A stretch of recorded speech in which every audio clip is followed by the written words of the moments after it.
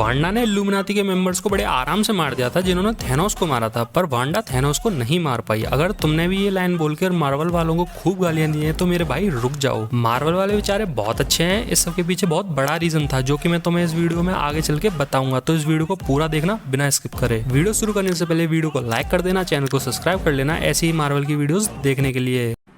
कोई तरीका है भीख मांगने का?